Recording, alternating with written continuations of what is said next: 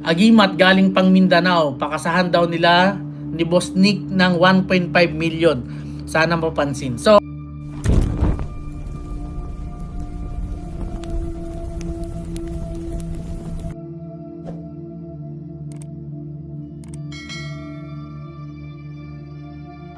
Magandang araw mga ka-horror at welcome back nga palang muli sa aking channel. Nandito na naman nga pala tayo sa bagong episode ng Kwentong Agimat. Kung matatandaan nyo sa huling video na in-upload ko mga ka-horror ay nag-upload ako na kung saan ang isang antingero na nagmula sa Mindanao ay naghamon o kinall out ang pangalan ni Commander Bantugan dahil gusto nitong patestingan ang kanilang dalawang gamit. At ito nga ay palilimusan nila kay Commander Bantugan ng 1.5 million. Napakalaking halaga mga ka-horror. At dun nga rin mismo mga ka-horror sa video na pinost ko sa aking channel ay nag-comment si Commander Bantugan. Ilang minuto lang ang makalipas na ito ay aking na-upload. At ang sabi nga ni Boss Nick ay wala raw problema. Basta pagkatapos ng election gun ban ay dalhin daw yung dalawang gamit sa kanya at tetestingin niya. At kapag nakapasa ay palilimusan niya ng 1.5 million. So kaabang-abang mga ka-horror ang mangyayaring ito.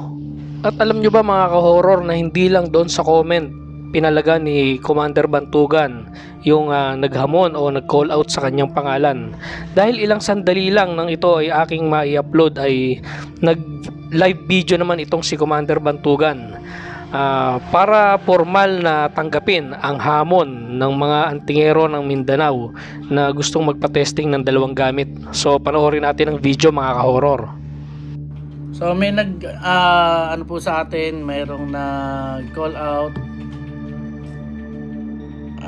Yung kanyang sinasabi dito ay ano daw, Dan, pakibuksan nga muna yun.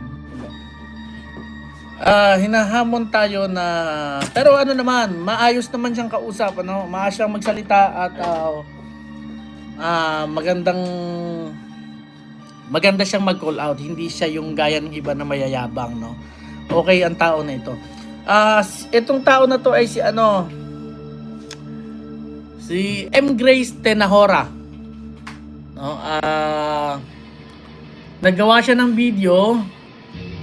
Ang sabi dito ay agimat galing pang Mindanao, pakasahan daw nila ni Boss Nick ng 1.5 million. Sana mapansin. So, gumawa siya ng video mga kapanalig na magpapatest ng kanilang agimat from Mindanao daw. Ito daw ay agimat ng Tagaliwas, no? Ang pinapakita niya dito mga kapanalig, pangil at saka ewan ko kung kabibi ba yun, no? Talaga daw subok. Subok daw yon na tawag nito, na talaga namang marami na daw pinagdaanan na testingan ay wala daw nakawasak. So tayo yung kinall out at sabi ko sige, go tayo basta after gun ban.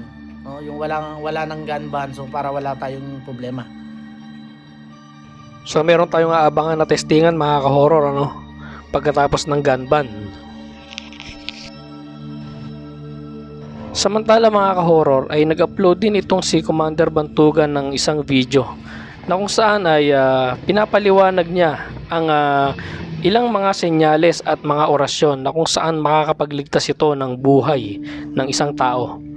So para doon sa mga ka-horror natin na araw-araw na bumabiyahe, doon sa mga pumapasok sa opisina at umuwi, gayon din yung mga nagdadrive ng mga motor na ginagamit nila sa kanilang panghanap buhay ay maaari nyong subukan yung senyales at mga orasyon na ibinigay ni Commander Bantugan. At wala namang mawawala sa atin kung ito ay ating susubukan. Malay natin mga ka-horror na ito nga ay talagang makakapagligtas ng ating buhay sa tiyak na kapahamakan. So kung nais nyong mapanood mga ka-horror yung video in-upload ni Commander Bantugan ay mapanood ito sa kanyang YouTube channel. Sa kabilang dako naman ng Kwentong Agimat, nitong nakaraang Sabado nga ay mayroong isang channel na nag-comment sa aking isang video dito sa YouTube at sinasabi niya na nakasama niya nga raw si Kanole. At ito ay nakadaupang palad niya sa isang bayan sa may Bulacan. Alam niyo naman mga ka-horror na isa itong si Kanole sa naiintriga tayo dahil ito nga ay sikat na antingero at manggagamot pero ni minsan ay hindi pa ito nagpakita sa social media. Naging tanyag nga ang pangalan lalo ni Kanole dahil sa channel ni Commander JH dahil sa mga kakaibang kwento nito na sinasabing true to life story talaga. Kaya naman nung nabasa ko yung comment ng isang YouTube channel na sinasabi nga niya na nakasama niya itong si Kanole ay in-entertain ko ito. At yun nga, nag-upload din siya ng 2 video na kung saan sinasabi niya na si Kanole raw ay tinuruan niyang mag-cellphone at ang itsura ni Kanole rito ay batang-bata eh. Pero ang pagkakaalam ng marami na itong si Kanole ay talagang matanda na. Bali pinanood ko nga yung video at in-upload ko pa nga yung isang video dito sa aking YouTube channel at talagang makikita nyo na batang-bata si Kanole. At marami nga ang nag-comment dito dahil talagang marami ang nag-aabang kung ano pa talaga ang tunay na itsura at pagkatao ni Kanole. Actually marami ang naniwala mga ka-horror dun sa nagsasabi na nakasama niya raw si Kanole. Dahil yung mga kwento niya doon sa comment section akala mo talaga ay totoo.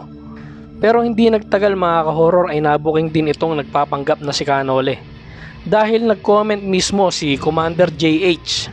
Siya lang naman yung nag-iisang narrator at isa sa nagmamay-ari ng channel na Commander JH na kung saan fini-feature nga niya rito si Kanole at ang mga kwento nito.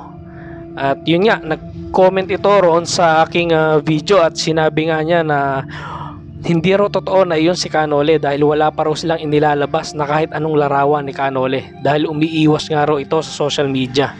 At alam nga raw nito na marami ang gustong magtangka at manloko. Kumbaga gagayahin nila yung physical na kaanyuan ni Kanole para makapanloko o maka-scam ng ibang tao. Dahil yun nga, marami ang humahanga at bumibilib sa pagkatao ni Kanole. So ingat-ingat na lang tayo mga ka-horror para hindi tayo maloko. Dahil gaya nga ng sinabi ko, lahat ay gagawin ng mga scammer na to para kumita lang ng pera. So hanggang dito na lang mga ka-horror at abang-abang na lang tayo sa mga susunod pang mga kaganapan at mga susunod pang mga kwento na i-upload ko dito sa channel ko. Maraming salamat po.